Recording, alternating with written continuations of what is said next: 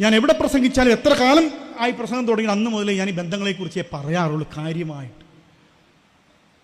അതിൻ്റെ കാരണമാണ് ഞാൻ ഈ സംഭവത്തിലൂടെ നിങ്ങളോട് പങ്കുവെക്കാൻ ആഗ്രഹിക്കുന്നത്. 1990 പത്തനംതിട്ട കാത്തലിക് കോളേജിൽ പ്രീ ഡിഗ്രിക്ക് പഠിച്ചൊരു പെൺകുട്ടി ഉണ്ടായിരുന്നു.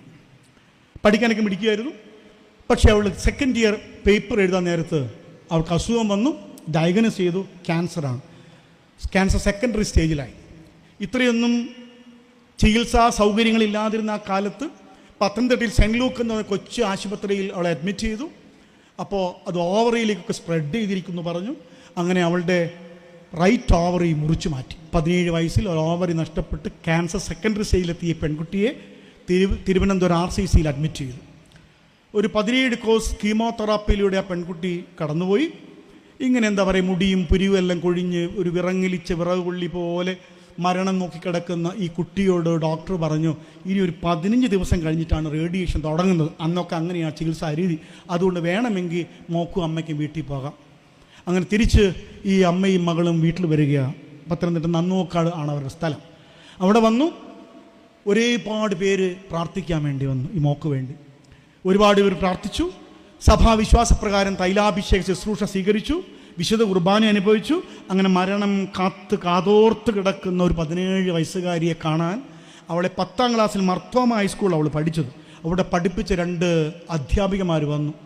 ഒരാൾ മർത്തോമ സഭയിലെ അച്ഛൻ്റെ ഭാര്യയായിരുന്നു. അടുത്ത കാലത്ത് അച്ഛൻ മരിച്ചു പോയത്. അപ്പോൾ അവർ വലിയ പ്രാർത്ഥന നടത്തി. അവർ പറഞ്ഞു, മോള് ഞങ്ങൾ മോക്ക് വേണ്ടി പ്രാർത്ഥിക്കാൻ പോവാണ്. അപ്പോൾ അവളിങ്ങനെ കിടക്കുന്ന മുറിയുടെ മുകളിൽ ഒരു നിറം മങ്ങിയ ക്രിസ്തുവിൻ്റെ ഒരു ചിത്രമുണ്ട്. ഇവർ പറഞ്ഞു, മോൾ അതിലേക്ക് നോക്കിക്കോ, ഞങ്ങൾ പ്രാർത്ഥിക്കാം. അവർ ഏകദേശം ഇങ്ങനെയൊക്കെ പ്രാർത്ഥിച്ചു. മോളു, ദൈവമേ നിനക്ക് മനസ്സുണ്ടെങ്കിൽ ഈ കുഞ്ഞിന് സൗഖ്യം കൊടുക്കണേ, തൊട്ട് സൗഖ്യമാക്കണേ എന്നൊക്കെ പ്രാർത്ഥിച്ചു. പ്രാർത്ഥന കഴിഞ്ഞപ്പോൾ അധ്യാപകർ നോക്കി. ഈ 17 വയസ്സുകാരി ഈ പതിഞ്ഞ ശബ്ദത്തിൽ പറഞ്ഞു, ടീച്ചറെ എന്നെ ക്രിസ്തു തൊട്ടു. കണ്ടു നിന്ന പലർക്കും അത് മനസ്സിലായില്ല. ക്രിസ്തു തൊടുകയെ, ഈ കൊച്ചെന്തോ പിച്ചും പേയും പറയുക. പ്രായമുള്ളവർ പറഞ്ഞു, ഇത് കെടാൻ പോകുന്നതിന് മുമ്പുള്ള ആളിക്കത്തലാണ്. പക്ഷെ 15 ദിവസത്തിനിടയിൽ അവൾ ആദ്യമായി കഞ്ഞിവെള്ളം അങ്ങോട്ട് ചോദിച്ച് വാങ്ങിച്ചു കുടിച്ചു. അത്ഭുതകരമായി ഈ പെൺകുട്ടിയുടെ രോഗത്തിന് അവസ്ഥയ്ക്ക് മാറ്റം വന്നു. മാറ്റം വന്നു കഴിഞ്ഞപ്പോൾ ആൾക്കാർ പറഞ്ഞു, ഇത്രയും മാറ്റം വന്ന സ്ഥിതിക്ക് ബാക്കിയുള്ള ചികിത്സ കൂടി നടത്തുന്നതാണ് ബുദ്ധി. അപ്പോൾ അവൾ പറഞ്ഞു, എന്നെ തൊട്ടത് ക്രിസ്തുവാണെങ്കിൽ എൻ്റെ സൗഖ്യം പൂർണ്ണമാണ്, എനിക്ക് ചികിത്സ ആവശ്യമില്ല. പക്ഷെ ബന്ധുമിത്രാദികളും ഈ അഭ്യുതകാംക്ഷികളും സമ്മതിച്ചില്ല. അവർ യുക്തിപൂർവ്വം പറഞ്ഞു, അതൊന്നും പറഞ്ഞിട്ട് കാര്യമില്ല, ചികിത്സിക്കാൻ പോകണം. അങ്ങനെ നിർബന്ധത്താൽ ഇവളും അമ്മയും വീണ്ടും RCCയിൽ പോയി. ചികിത്സ തുടങ്ങുന്നതിന് മുമ്പ്, ഇതൊരു എക്യുമെനിക്കൽ വേദിയാണല്ലോ, അതുകൊണ്ടാണ് ഇങ്ങനെ പറഞ്ഞത്.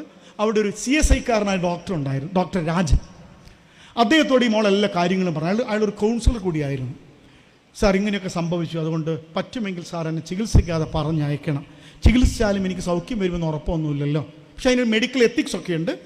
അമ്മയുടെയും മോളുടെയും നിർബന്ധത്തിന് വഴങ്ങി എഴുതി ഒപ്പിട്ടൊക്കെ കൊടുത്ത് ഒരു ചികിത്സയും നടത്താതെ മകൾ തിരിച്ച് പത്തനംതിട്ടയ്ക്ക് വന്നു. ഒരു ഗ്രാമം, ഒരു ഇടവക, ഒരു സമീപ പ്രദേശം മുഴുവനും ഈ 17 വയസ്സുകാരിയെ നോക്കിക്കൊണ്ട് എന്താ ഇവർക്ക് സംഭവിക്കുന്നത്?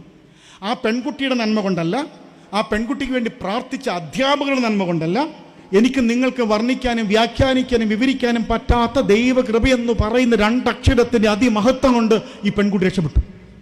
അതുമായി ബന്ധപ്പെട്ട് പിന്നെ ഒരു എന്താ പറയുക, ഒരു ഡോസ് മരുന്ന് പോലും കഴിക്കാതെ അവൾ PG കഴിഞ്ഞു, B.Ed കഴിഞ്ഞു. 25-26 വയസ്സായപ്പോൾ കല്യാണ ആലോചനകൾ തുടങ്ങി. ആദ്യത്തെ സ്റ്റെപ്പെല്ലാം ഓക്കെയാണ്. 2ാമത്തെ സ്റ്റെപ്പിൽ ഓവറി പോയ കാര്യം പറയും, ക്യാൻസർ വന്ന കാര്യം പറയും, സെക്കൻഡറി സ്റ്റേജിൽ നിന്നാണ് ഒന്ന്. അപ്പം സ്വാഭാവികമായിട്ടും 2 ഓവറിയുള്ള പെൺകുട്ടികളെ കെട്ടാൻ ആണിനെ കിട്ടാത്ത കാലത്ത് ഏത് പൊട്ടനാണ് വന്നിട്ട് ഇങ്ങനത്തെ ഒരാളെ കെട്ടാൻ പോകുന്നത്? ഇനി കെട്ടിയാൽ പോലും കുട്ടികളുണ്ടാകാനുള്ള സാധ്യത ഒരു 20% താഴെയാണ്. ഞാൻ എൻ്റെ സംഭവം വിവരണം അവസാനിപ്പിക്കുകയാണ്. ആ പെൺകുട്ടി ഇന്നും ജീവിച്ചിരിക്കുന്നു. ആ പെൺകുട്ടിക്ക് 24 22 വയസ്സ് പ്രായമുള്ള 2 ആൺകുട്ടികളുണ്ട്. ഇത്രയും കൃത്യമായ പെൺകുട്ടിയെക്കുറിച്ച് പറഞ്ഞത് അവൾ എൻ്റെ ജീവിത പങ്കാളിയായതുകൊണ്ടാണ്. ഞാനും നിങ്ങളും തൊട്ടാൽ അതിനപ്പുറത്ത്, നമ്മുടെ ബുദ്ധിക്കും യുക്തിക്കുമൊക്കെ അപ്പുറത്ത് സൗഖ്യം കൊടുക്കുന്ന ഒരു തമ്പുരാൻ ജീവിക്കുന്നുണ്ട് എന്നുള്ള ഓർമ്മയാണ് ഈ നോമ്പിൽ കൂടെ സഞ്ചരിക്കുമ്പോൾ എല്ലാ നോവുകളെയും നമുക്ക് സൗഖ്യമാക്കേണ്ടത്.